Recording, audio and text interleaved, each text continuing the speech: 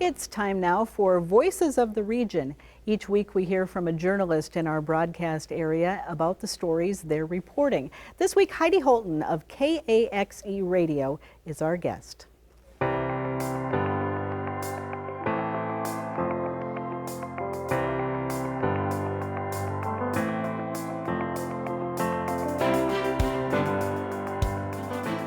Well, we are working with our organization, our larger organization called AMPERS, that is stations like ours around the state, and we are having daily updates on the Derek Chauvin trial. We're also reaching out to our local communities. We've been hearing stories about how since the murder of George Floyd, a lot of communities, even if they're a majority white people, want to start looking at their privilege.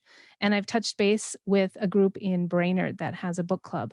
I got to go to one of their meetings. They do it weekly. They read just a couple of chapters of books each week, and they talk about it in depth. The one that I was at, and that we're going to expand on more in stories coming up, had a police officer there, and we were able to really ask him about use of force in training. He's a retired police officer, but he teaches new recruits, and he just talked about the times being very different right now on how you're training your police officers. It was really interesting to see how the people in this group are really pushing themselves.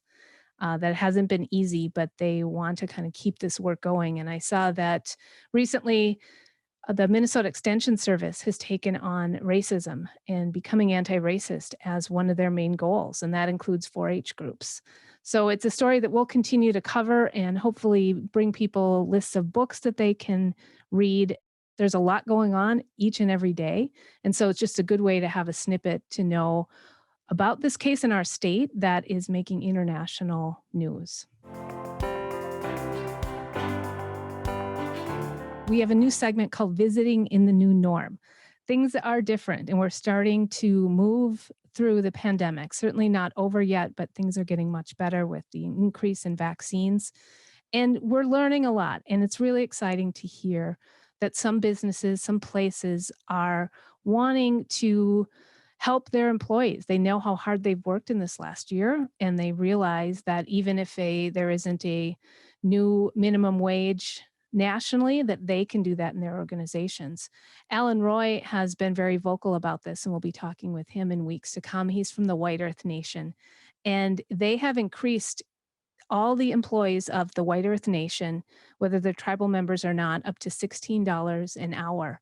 And if people make more than that already, they will also get more money because they feel like people worked really, really hard in this last year, and they want to continue doing good work. Brigid's Pub in downtown Bemidji did the same thing. You know, I think restaurants and bars struggled the most during this time. And instead of cutting people, they figured out ways to keep their employees around. And then now, as they are open, they are also increasing the wages, $15 an hour for all employees there, and IRA benefits. So it's really good to see what some businesses are doing in northern Minnesota. Now, the big news around the Northland is the change of seasons, of course. And in northern Minnesota, that means that it is sugar bush time. Every week, we learn a new Ojibwe word or phrase with our friends Nana Buju and Natasha. They do a puppet podcast for us. Now, puppets on the radio might seem a little strange, so you got to check it out on YouTube as well. But they have a lot of fun. They teach us a lot. And their word this week had to do with the new moon because it is known as the sap boiling moon. I was thinking, how about our Ojibwe word of the day be Iska Gamazike Jesus? Oh, what? Yeah, I thought you'd like that. Iska Gamazike Jesus. This is the sap boiling moon. This is what we call April. Yeah, huh? In Ojibwe Moan. Because April is the moon of the boiling sap. We've also been talking with lots of other folks who are gathering sap, like David Manuel. He's from the Red Lake Nation. He teaches revitalization of agricultural traditions, or showing how work outside, work gathering food, can make a little extra cash for folks because, as he told us, it worked for him.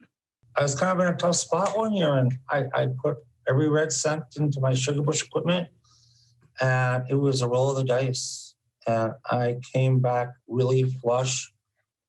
5-6 weeks later, I was able to catch up on all my bills, fix my truck, and take my wife out to dinner. I can't ask for any more than that. And it has done that each and every year. So with this 3-year grant, the Red Lake Nation is teaching agricultural traditions, whether it is growing vegetables for the farmers markets they host, berry season, sap season, fishing, wild rice. They are teaching resiliency in some really dicey economic times right now.